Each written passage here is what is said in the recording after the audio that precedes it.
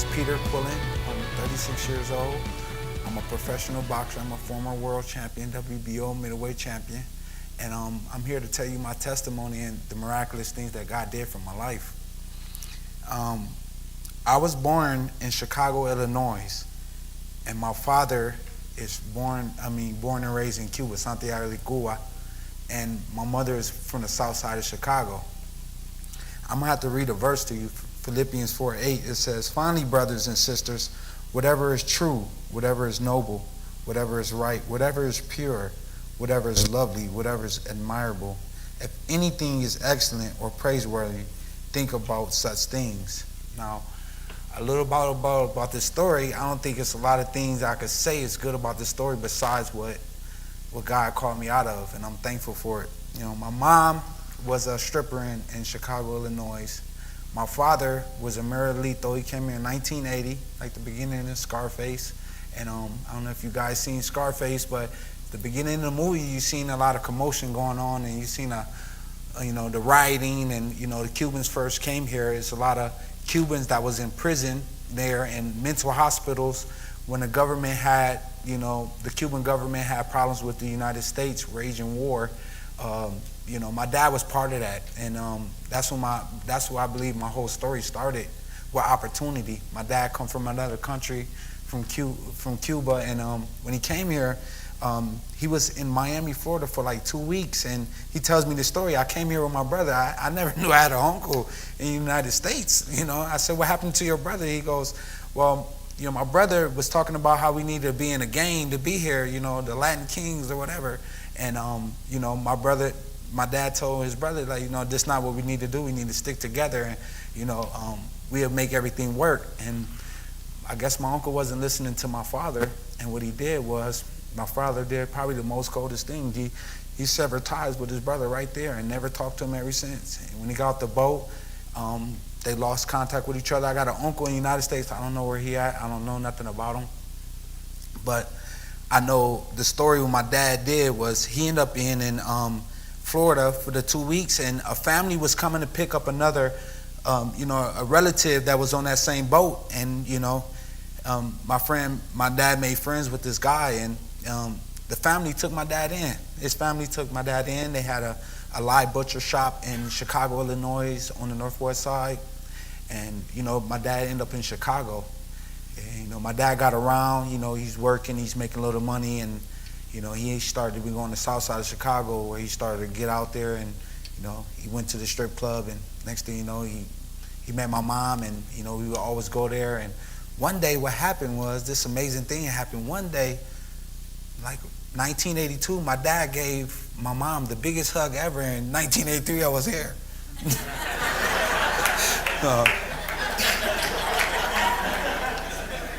Yes, so I guess that you can make babies by giving people hugs now, but yeah, it happened to me. So, once my mom had a previous kid with another guy, and my dad kind of took my older brother in, and 1984, my mom and my dad got married. What happened was, 6 months after my birth, my dad moved my whole family, my mom and my older brother, to Grand Rapids, Michigan. I don't know why Cubans like the cold in the United States, but they ended up being in Grand Rapids, Michigan. And my dad started to dibble and dab and sell drugs and be involved with that kind of lifestyle and everything. And moved my family out of Chicago. 6 months, there's a lot of gang activity there, and my dad was kind of worried, but moved us to Grand Rapids, Michigan. Within 3 to 6 months of us living there, my dad had already had another girlfriend already. So I grew up knowing this lady my whole life, this other lady that was in the picture the whole time that when my dad first came to this country. Was such an amazing thing. I actually seen this lady a year and a half ago take her last breath. She was on dialysis, and she was taking off life support, and it really broke my heart. But the thing I got to see in there is my mom being by my side and watch this lady take her last breaths. And I was part of the decision making when she was taking off life support. Her kids had me in a room and was like, You know, everything is failing, and is everybody happy with taking her off life support? They went around and they asked me, and I was so shocked, like, hold up, I don't want to make this type of decision. But we took her off, and I remember praying over her while her eyes was closed, and I told her in her ear that everything, we can, the body can die, but the spirit is still living.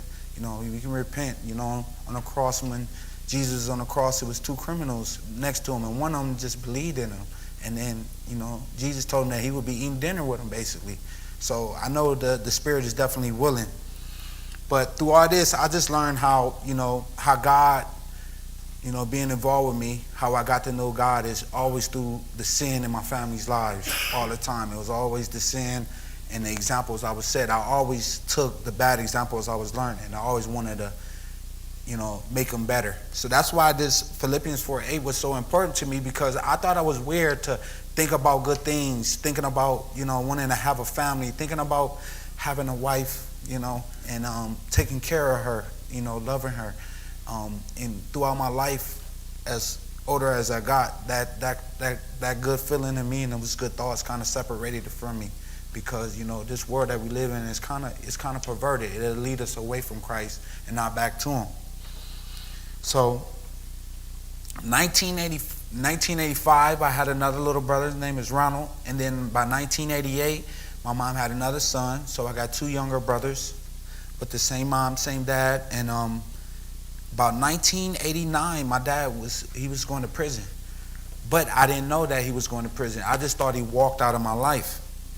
But the very last time I seen my dad, he was living in this apartment. My mom and him was kind of like separated, going their separate ways. I mean, they're still married to this day. And, the most horrible thing that I have to say is, like, they still married to this day. They've been separated longer than they've been married. But I seen my dad with another girl that he had, name was Maria.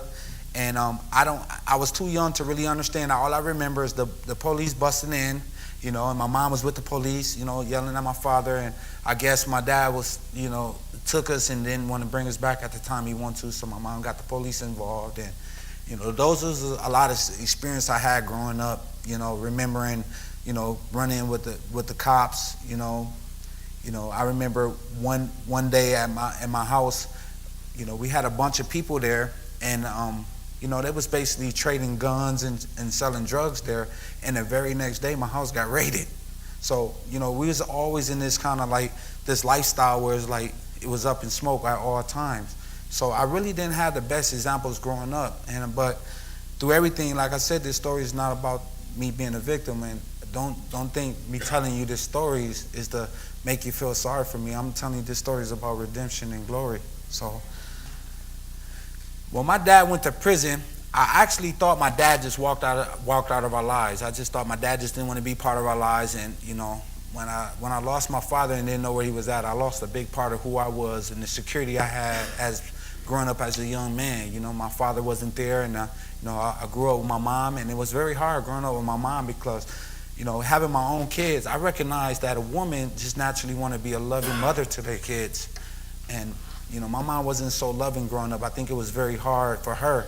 So she was more like the disciplinary, always very tough on us. And I really never got a hug from my mom ever. I don't remember ever, hugging my mom as a kid, besides, having an incident where she got in a fight with one of her boyfriends. She started dating after my father, and he was on top of her. I went to rush the guy, and he pushed me off. And, I remember the cops came, and I remember my mom was breaking down crying, and I went to hug her and say everything is going to be okay. But I wasn't hugging her like a son. I was hugging her like a man in her life. And it was crazy to deal with those type of experiences growing up. So I know, being Cuban, of course you eat black beans and rice all the time. That's okay. I love black beans and rice. But after my father left, that culture left with him. So I was used to, welfare cheese, the big block that never melt. Yeah, or the raisins. We used to have so many. We had stacks and piles of raisins, right? And I don't think they was like the individual. They'd be in the box so long it would just be a big block of whole raisin. Powdered milk. the peanut butter, how are we going to eat peanut butter with no bread? Now, my my upbringing, why it was so hard to find out who God was, is because I basically was very, very, very angry about, going to church because my mom wanted us to get out the house. So we wasn't never going to the church for the right reason. We was just going to church because my mom needed time for herself. And I understand now that I have my own kids, but I never want to shoot my kids away. I love my kids. But she was out the house, and I remember one time I said, Mom, I want to go to church. I don't got to clean underwear. She said, then you going naked then. So I grew up with all those memories. So I kind of guess I didn't really get to, witness, God in a way that a lot of people may come to God. But, it's only a specific way that God calls everybody. And he did it through the rough experiences that I had. And, throughout everything, I just had to see the dwelling in God's dwelling in my life, which was a hard thing to do, to go back and remember all this thing. Because the hardest thing to do is to go back and remind yourself all the stuff you've been through, and then, to deal with it and say, you know what, I'm going to take ownership of all these things that happened to me. Like a story happened where my mom took in my older cousin, and he was older than us, and my mom, I don't know why she bringing somebody else in the house. You got kids here that you hardly doing anything for. But she basically brought my older cousin in the house, and what started happening was, my older cousin started touching me, and it was very rough to go through that situation because, you scared to tell somebody about it. You scared to tell somebody, yo, he touched me, and this the way he was touching me, and I don't feel good about it. So I grew up with a lot of pressure on myself, feeling like, am I homosexual? Is that why that happened to me? I mean, why did that happen to me? I started asking me a lot of questions, so I became a prisoner at that very moment, and I was never let free until I actually called my mom and told her what happened, admitted to her, and asked my mom. I told my mom that I forgive you for everything that you allowed to happen to me when you didn't even know. So that's why it's very special that you build a good friendship with your kids. Tell them that you love them, be their best friend, because you want them to be very comfortable for whatever they're dealing with. They want to be able to come and tell you about it, and you should be able to be a good parent and give them the right perspective about what they go through, because life experience is very important in life. So growing up with these things happening to my life, I just had a big chip on my shoulder. I felt like, like going to school was like very hard because I had behavioral issues in school, and I basically didn't see the reason why I was there. As a kid, I thought I was going to be a veterinarian. I like animals, so I thought, that's what I was going to be. But as time went by, I said, it seemed like everybody I know work in a factory, or, they don't like their job or something like that, where I stopped leaving that dream of being a veterinarian behind. I started, I'm going to be a factory worker. My uncle going to give me the job too. That's how I used to think growing up. Going to school was rough. Let me tell you what my favorite class was. Lunch. The best invention they had in my hometown is when they started serving breakfast too. So that became my second favorite class. But altogether, my class that I was majorly in was the class that was called TOC, was called Timeout Center. It was like, the detention center all the time. I was there all the time. So eventually what happened, I really didn't think going to school was something that was impossible. I don't know anybody that, finished school, and everybody work at factories. So, why would I have to go to school? So I grew up really resenting school. And on top of that, my home life, my environment at home was very, very negative. So I remember bringing my homework home to my mom, and I said, Mom, can you help me out? This the time I said, you know what, I'm going to do the right thing. I'm going to do my homework. I said, Mom, can you help me with this homework? She said, boy, you don't go to school and learn nothing? So I just gave up on homework right there at that very moment. So all those childhood dreams about being pure, that's why going to Philippians 4:8 was so important, because growing up the way I grew up, it was very hard to say, is it okay to think about positive things when so many negative things only happen to me? Only negative things. So how can I see positive? How can I see the light? I was living in such darkness, I couldn't believe I could see the light of day. So we was relocating. So I grew up never feeling at home anywhere, never feeling comfortable. I never felt, like, where we going to live here? We're going to live here for a little bit. I remember one time we was coming back from school, and I was like, man, who's that at your house, P? I'm looking. Next thing you know, I find out, go home. My mom was embarrassed. They was putting us out. So majority of my childhood, I grew up getting put out of our houses, and majority of our childhood, we grew up without heat in our home. We used to have to heat up our bath water. We used to have to share bath water, share underwear, share socks, do it all. And those experiences made me feel like it wasn't nothing else to look forward towards in life. So I kind of really started losing my way, and a lot of anger started to build up inside of me, and it built into me. I started being very disobedient to my mom. I started talking back. She had a horrible dating life, so she always had a poor example for, like, a guy that would be in the house. It wasn't never a strong leader in my house, so I remember this last time that I got a spanking from my mom.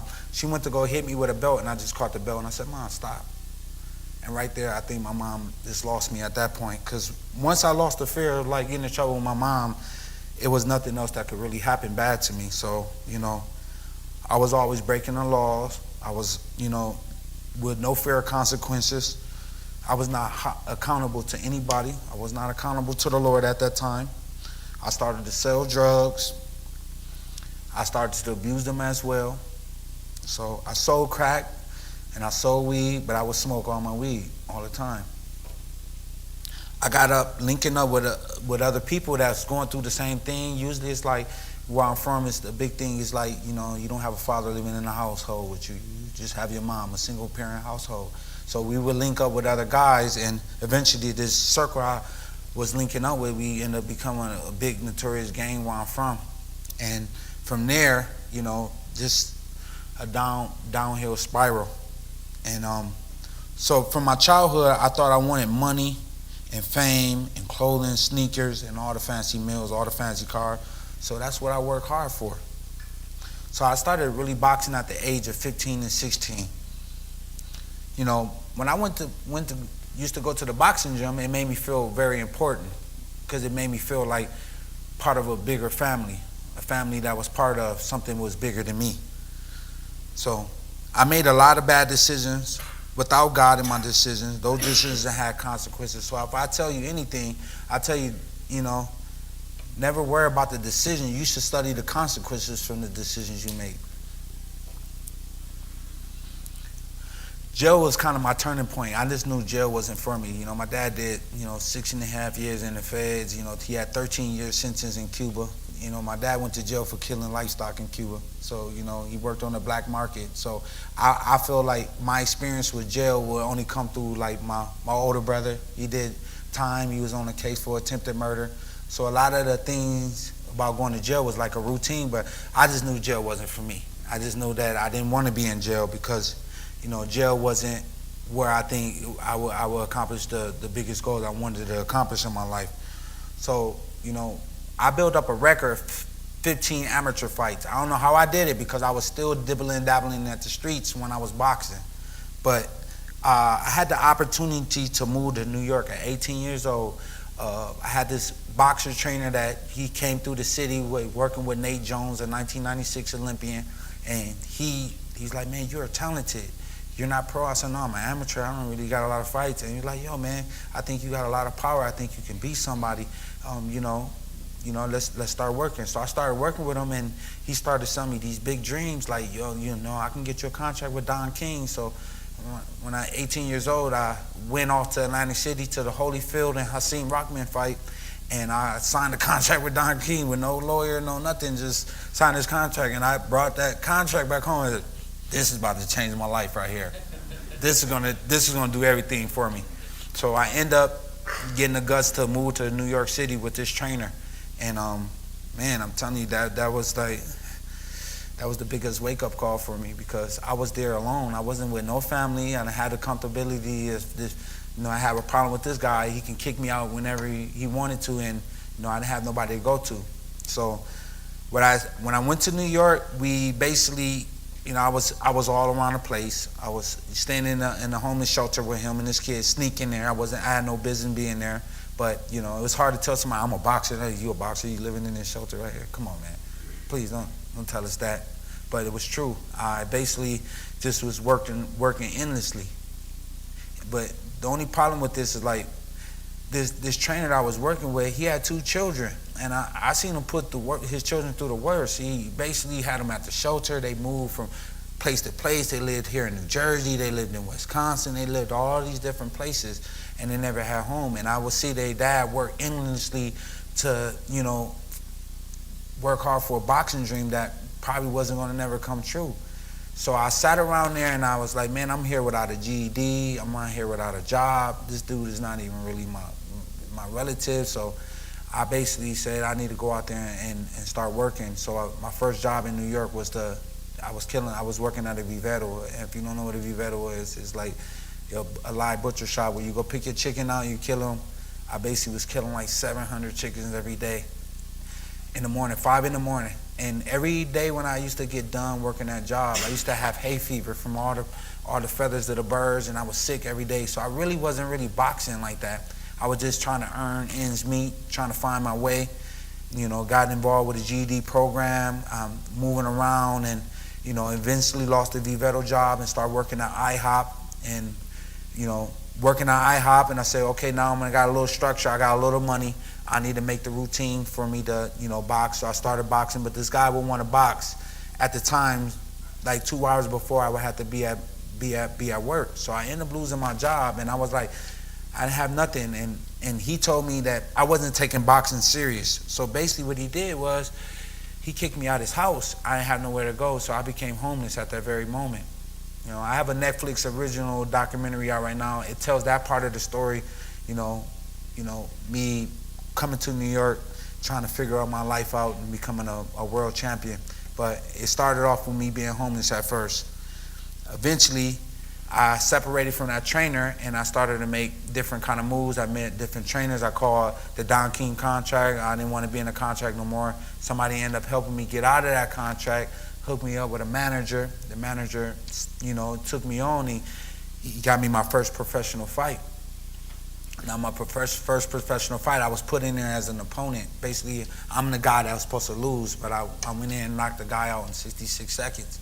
So I made some buzz around the city about me, and they did it again. They put another guy, and this guy I was supposed to be another opponent, and they put a guy in there, and I basically knocked him out worse than I knocked the first guy out.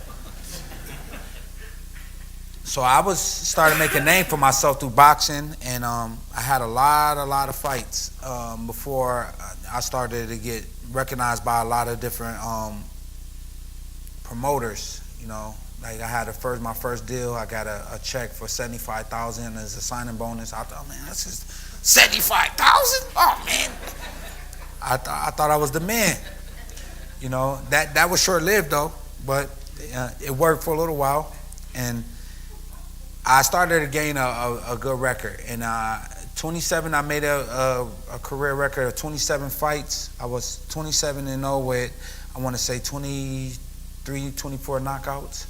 And man, that moment when I fought on Showtime and I became the world champion, I broke down, cried. You could see this on the documentary, and I'll tell you the moment where people was like, why was you crying? I said, man, because in one moment, all the homelessness, everything I ever been through, all the hugs I never got, it went away. I feel like everything I ever did in that moment paid off. But the very next moment when I left that ring, everything, it was taken away from me. I'm going to tell you why it was taken away from me, because once you the only one in your family to make that much money, you start making money, everybody start being your cousins. Everybody need help. Now, I would tell y'all this, like, it was hard to give somebody like $25 because they need it, but this time it's like, man, I'm about to lose my house. I said, man, how much it's gonna cost to help you? Man, it's gonna cost about $7,500. And then it went for $20,000. And all these things that I was involved with come with money. So when I got my first $1 million check, I want to say a Bible verse came up to me and said, what sense do it do for a man to gain the whole world but he forfeit his soul? I don't know why that verse stood dearly to me and changed my life, because I felt like, I never did this to, be a rich man. I did this to change my circumstances and my situations and my environment. I didn't do it to make myself look better than other people. So it was very hard for me. And, all that was going so fast until I came to 2015. I fought Danny Jacobs on Showtime, live on Showtime. And, I was in Miami training in Miami, Florida. And the reason why I did that, I wanted to be inspired differently. I said, man, I want to train around Cubans. I want to drink, cafecito. I want to be part of the Cuban influences here in Florida. I had got a dream. I was staying in this apartment by myself, and I had got a dream. And the dream was like, all right, I got knocked out in the first round.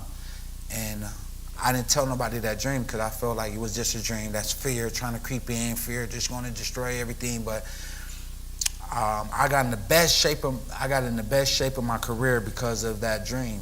I worked hard endlessly.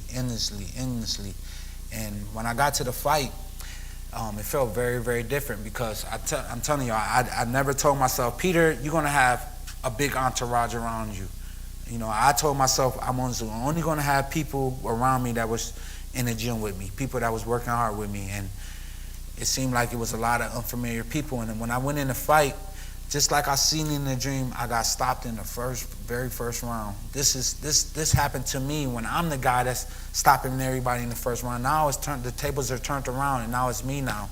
And man, I earned everything I thought I wanted, but I lost my soul. I lost my money. I lost my family. I lost my friends.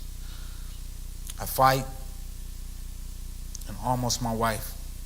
So what I did was I said, this is the opportunity where I'm gonna start. I'm gonna give it to God. Now, I ended up separating myself from New York City. I went up to the Bay Area. I started training with Virgil Hunter, trainer of Andre Ward. Me and Andre Ward are pretty good friends. And, I was broken. I was really broken because at that time, me and my wife was suffering like separation. I was thinking about divorce. I was like, man, you know what? I don't need to be with no woman. My dad always told me, you don't put to trust a woman and everything. So I was really taking that logic to the heart. And I separated myself, went to California, started training. I started getting myself together. I thought it was actually because I was supposed to go over there and train with Virgil Hunter, but from now I get to see God dwelling in my life. I seen that God had a plan for me. It was to get some time with him. I started spending time with him. I started reading my word, and the word started to transform me into a different guy. So around 2016, while I'm suffering the separation with my wife, we just in the proceedings to get a divorce, and we was talking through lawyers, and I had this encounter where Andre Ward was talking to me in the gym before was about to work out, and he goes, yo, Peter, man, what happened to you and your wife, man? I said, what you mean? He said, man, I used to see pictures of you and her online, man. I like looking at him. Look at him, man. I like to see this. And he said, so what happened, man? You was like cheating? I said, no, I was cheating. But I wasn't even trying to tell him I was cheating. He said, tell me why you don't do it. He said, do you really want to get divorced? I said, not really. No, I don't want to lose my family, but it is what it is. And he said, man, he looked me in my eyes, said, Peter, you need to work it out. You know God. He said, if you want to work it out, you need to go to her and tell her Jesus Christ is going to be your foundation, and you don't believe in divorce and you want to stay married. I said, okay. But in my mind, I was like, man, it's not going to work. Man, she Jewish. That's what I said. But to be really honest with you guys, like I said, You say how I said, focus on all those good things, things that are worth praiseworthy. Being so desperate, being so broken, and being so alone, I know I didn't want to get a divorce. So I called her and said, babe, you know what? I told her, just like Andre Ward told me, like, I don't want to get divorced. I want to stay married, and I want Jesus to be the foundation. Oh, Peter, come on. She said, I think about this. I said, okay, it was worth a shot, right? The very next day, I got a call from my lawyer. He said, Peter, man, you won't believe what happened. I said, what's going on? What's going on? I got a new fight? He said, no. Man, your wife's lawyer called me, and they took the divorce off the table. Boom. The encounter happened right there at that very moment, where I knew it was God doing something miraculous in my life, that I didn't even witness what it was. But I did have a date that night planned with some other girl. So listen. This story is not about the story is about the redemption. So I tell you right now, I was talking to a friend, and she started telling me at this very moment that she said, you know, you sound like you in the possession of a lot of Jezebel spirits. I didn't know who Jezebel. I said, I never messed with no girl with no Jezebel before. But yeah, she told me all these different things, and I couldn't believe that what she told me.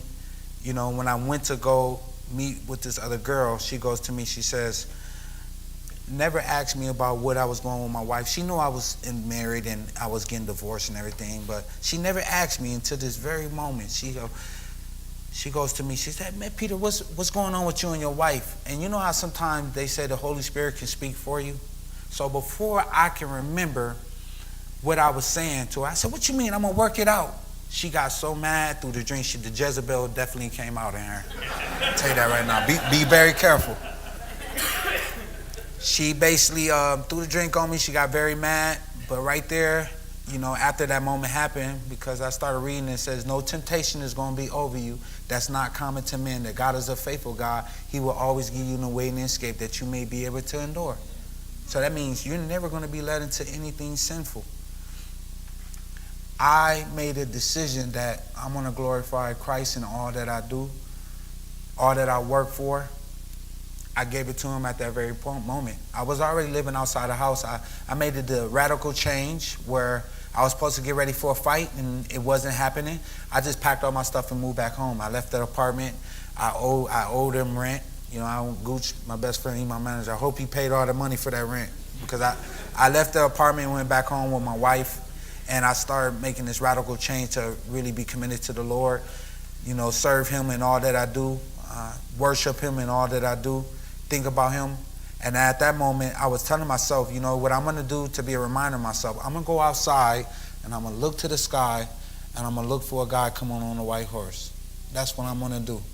That's been my inspiration for such a long time, is to look to the sky and see the Lord coming back. You know, I wanted to make sure that I wasn't the kid that he said, I never knew you, depart from me. I did not want to be that guy. So, like I said, this story is not to glorify all the wonderful things that I did in my life. You know, like the things I got to do, the places I got to be. I'm the only one in my family to meet all my family all across the world. I got 3 brothers living in Cuba, 1 sister living in Cuba, 1 brother living in Barcelona, Spain. I got family all over the place. But I am the only one in my family.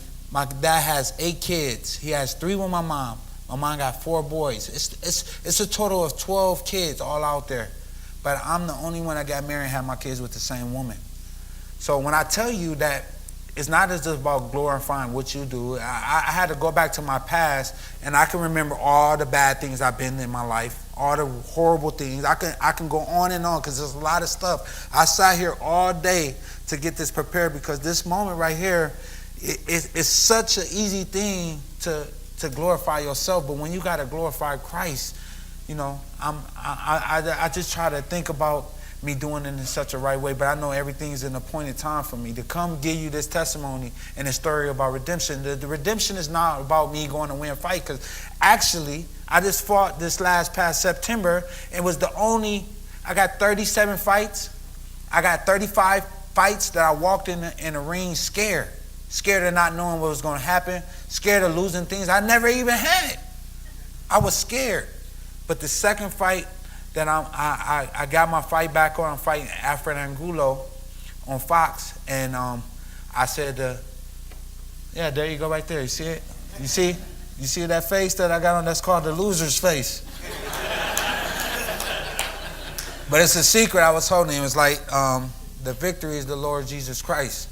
So whatever that meant, mirror that face, I just want to let you know Christ got the glory that night because he had other plans for me. You know, the one thing that's hard to do is to try to make sense of what God is doing in your life, but God got a beautiful plan. It's a divine plan. It's a special story put together for you. So today, I'm here to just tell y'all, I'm so thankful that you guys gave me the opportunity to come share the story. Like I said, it's not a story about being a victim, but what the victor did for me. Took me out of darkness. So what I did since this fight, I went in and tried to make sense of the fight and trying to figure out what happened. The very next moment I had alone after losing this fight, this is what the verse I found, 1 Corinthians 5:15, 56 to 58. The sting of death is sin, and the power of sin is the law. But thanks be to God, he gives us the victory through our Lord Jesus Christ. Therefore, my brothers and sisters, stand firm. Let nothing move you. Always give yourselves fully to the work of the Lord, because you know that your labor in the Lord is not done in vain. My labor is not done in vain. I don't know why that brought me so much peace instantly, because everybody around me, oh, Pete, how you feel? You all right? They was pulling me into depression. But none of my work was done in vain. I'm here to tell you, make sure to stay close to the Lord. Protect what you see, protect what you hear, and protect what you say. It's most important. I started to change everything. I have a big radical change. You know, I'm a son of a cheater, adulterer, a fornicator. That's what I'm a son of. And they said general curses is real. I will be up for grabs for that. But I would tell you right now, I went to the Bible and said, husbands, love your wife as Christ loved the church and gave his life up for her. I was like, hold up, I got to give my life for this girl right here. The next verse, wives, honor thy husband. I said, why he not telling the wives the same thing? Since then, what I found out is like, instead of meeting somebody 50-50, you got to meet everybody 100. I got to meet 100% of my wife's needs. I got to love her. And all I'm asking in return is just to respect. So me and her is better off right now. We've been together going on 10 years. We've been married going on 7 years now. She has 3 beautiful children. So when I say the glory, the victory, I got the victory because I got a beautiful family and a loving wife. I'm thankful.